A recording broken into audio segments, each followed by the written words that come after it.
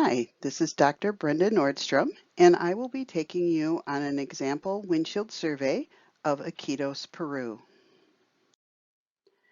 This is the country of Peru, which is part of South America, and you'll notice that the city of Lima is the capital of Peru and basically the hub of the country. Peru has three different climate sections. It has the coastal region, followed by the mountainous Andes region. So in that area, you actually get snow and cold.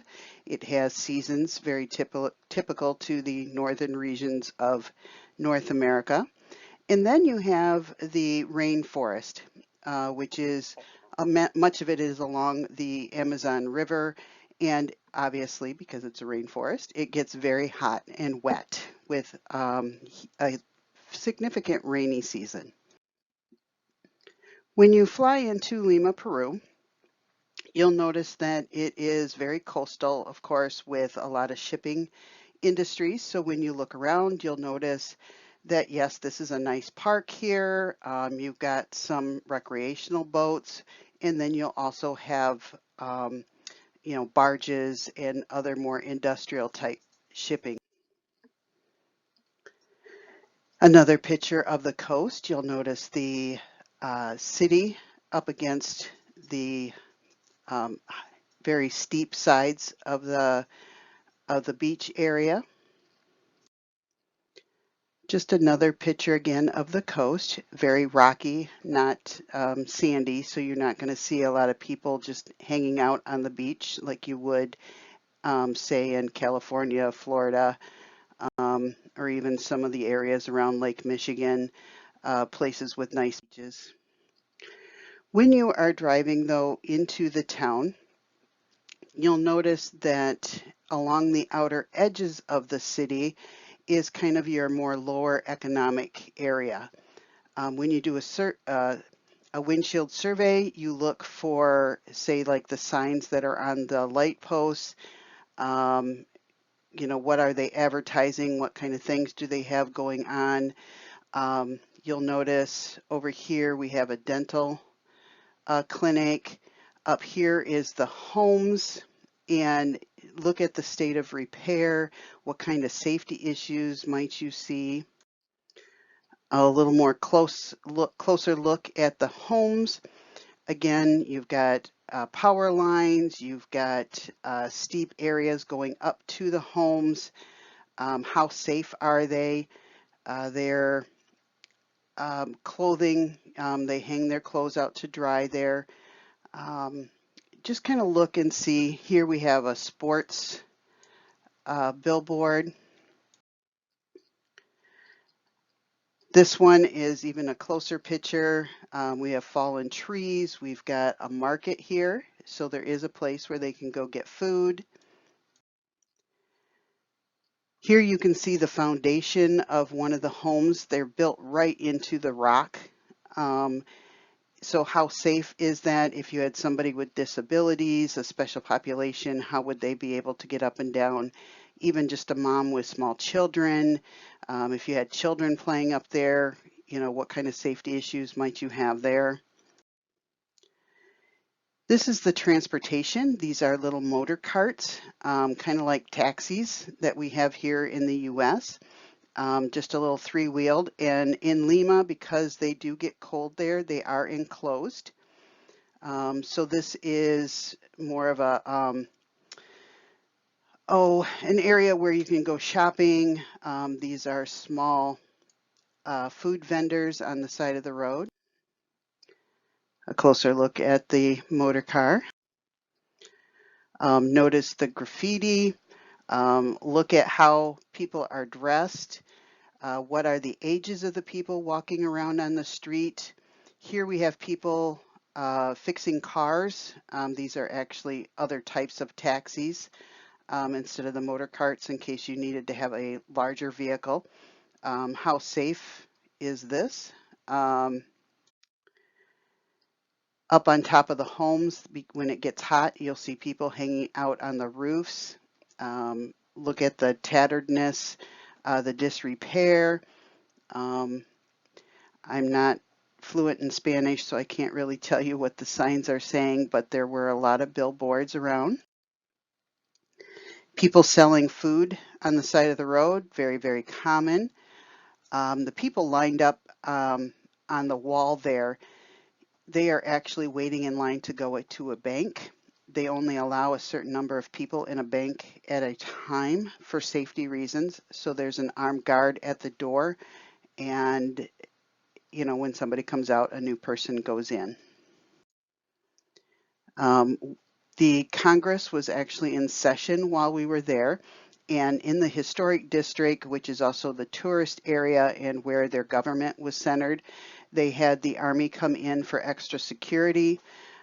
And because of the high crime rates, they do have a high level of presence because they want to make sure that tourists are kept safe.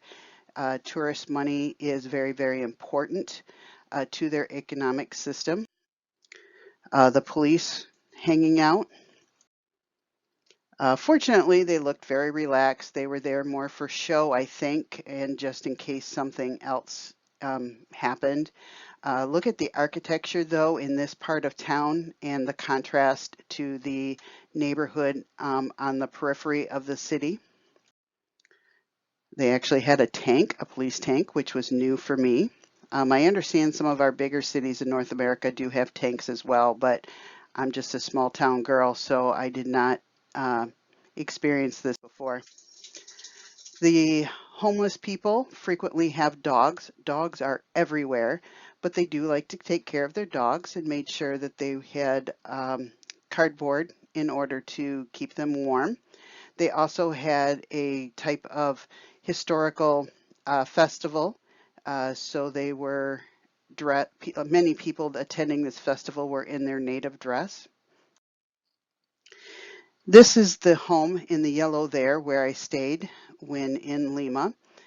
And because of the high crime rate, they had these gates, and they actually parked the cars inside during the night to prevent them from being broken into. Please note here on top of the wall, there's actually broken glass put into the top of that wall, followed by barbed wire. And that again is to prevent people from breaking in because safety is such a huge issue. Being as we were foreigners, we were strongly encouraged not to go anywhere without somebody who lived there that was in our group because of, the risk of being robbed. So as we mentioned, Lima is the center hub of Peru. Everything comes and goes through Lima. So we are going to be heading into Laredo region, and we flew from Lima to Laredo, and then we were eventually going to go over here to Cusco, and because that's where Machu Picchu is. And we could not fly from Laredo to Cusco.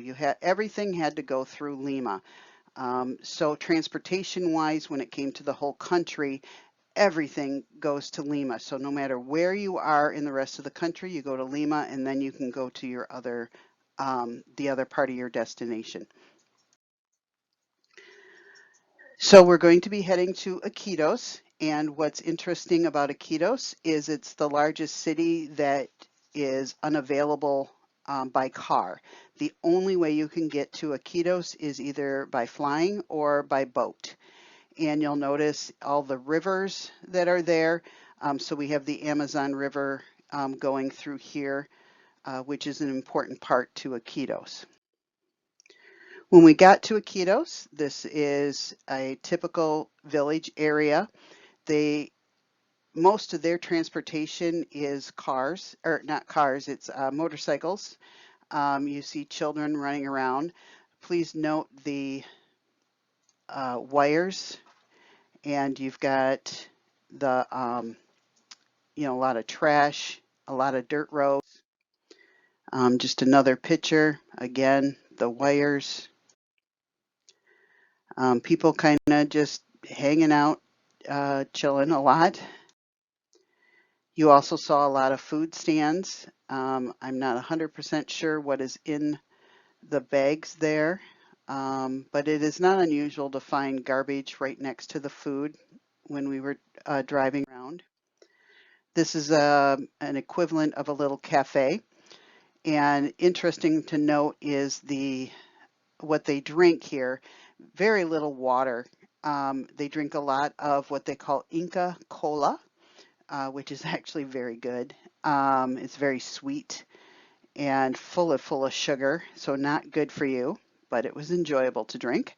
When they do get water, it comes in plastic bags, sealed in plastic bags, and you just bite through the corner and drink it that way because everything has to come in by boat. So economically, when you have bottles, it's more expensive because everything is by weight, for how expensive it is to bring it in.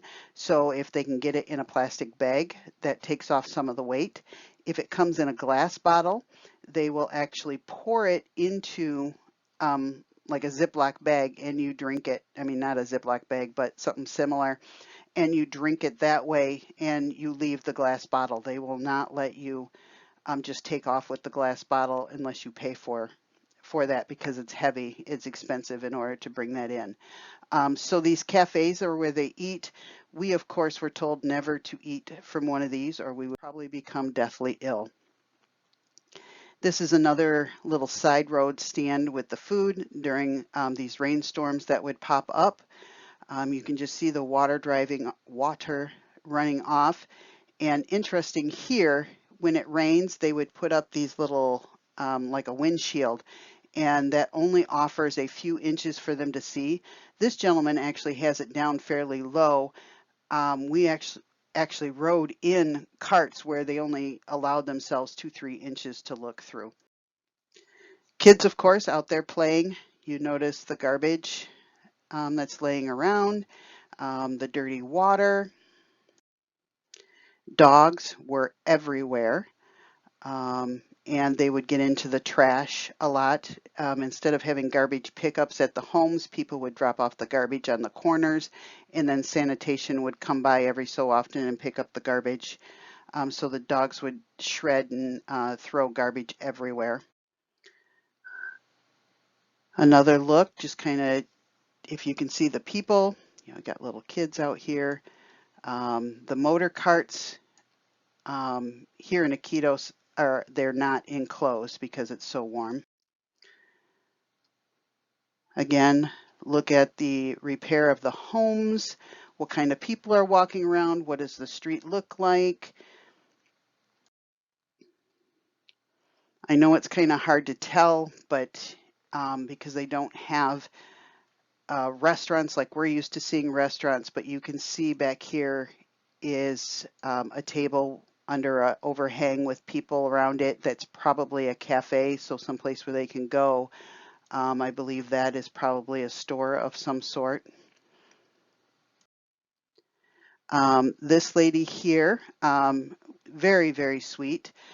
I can't remember her name off the top of my head because it's been a few years, but she is actually one of the prostitutes that our group interacted with while we were there.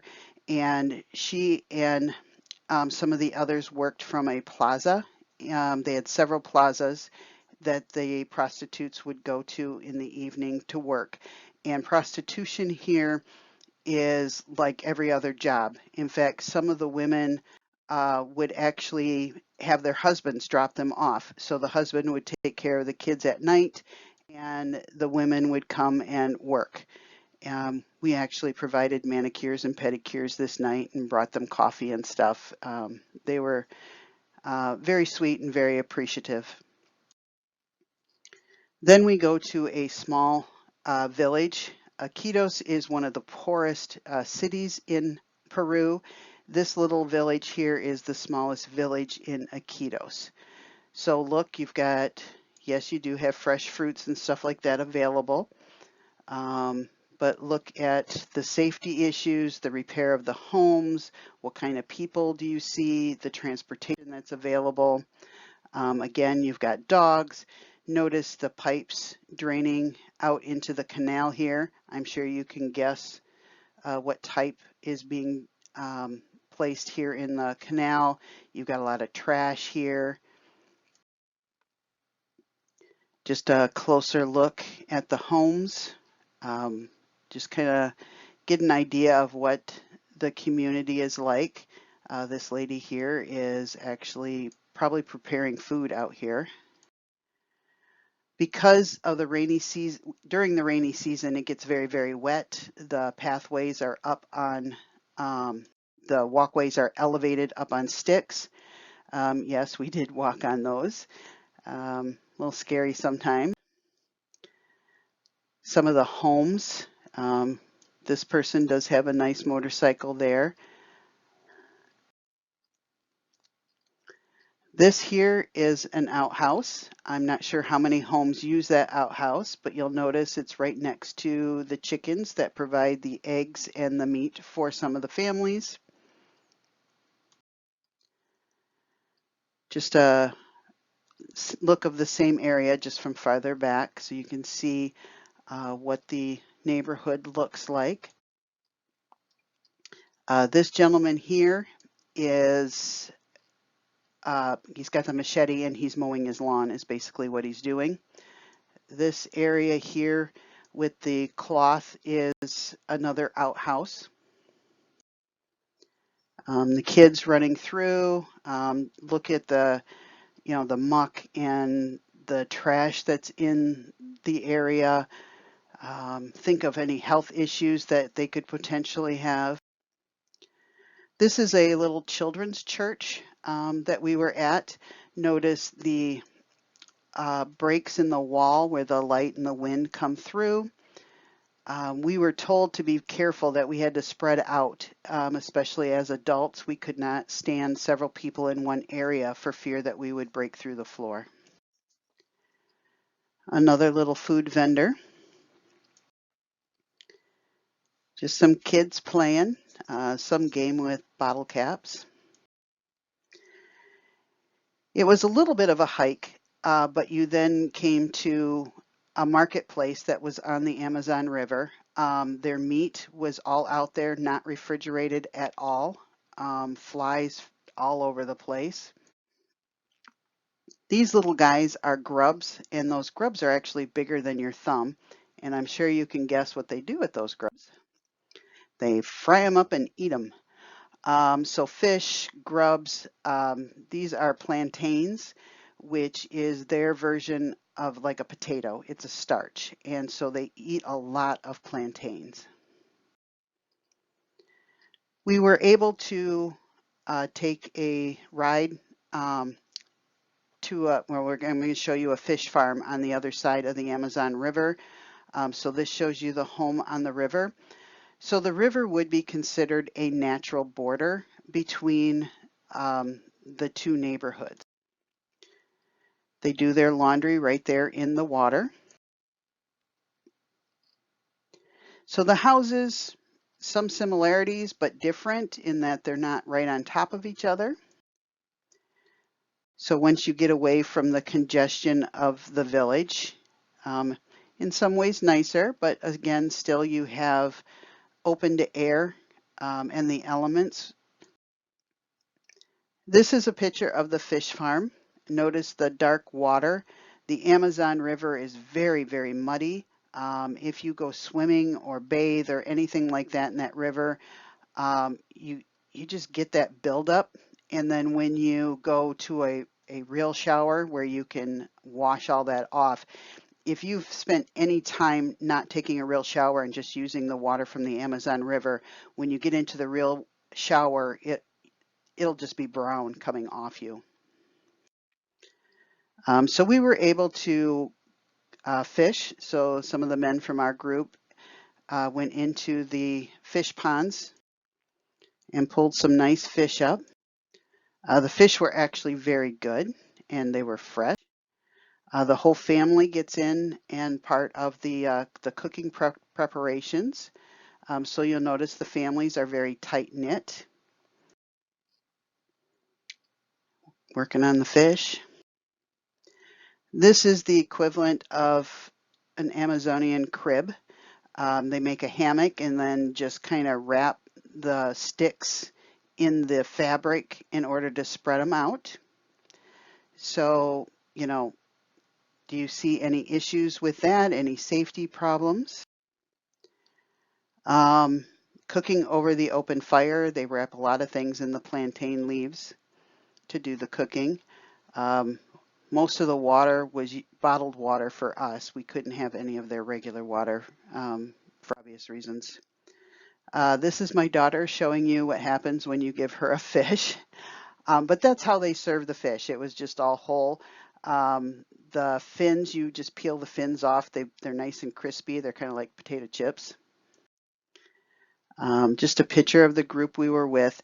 This particular group was a very cohesive family, and there were a lot of families like this in Iquitos, but there were also a lot of dysfunctional families that were struggling due to poverty. Just a little raft out there so you could hang out on the Amazon River and just kind of enjoy.